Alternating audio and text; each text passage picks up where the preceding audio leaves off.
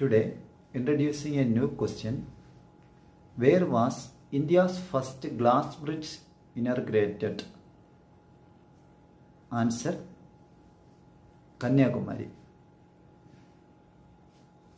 Tamil Nadu Chief Minister M.K. Stalin inaugurated India's first ever glass bridge at Kanyakumari. The bridge connects the Vivekananda Rock Memorial and Thiruvalluvar statue.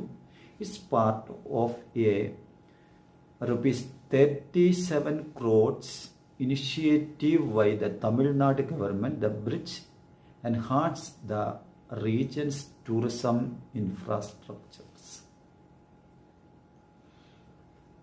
Please remember the question.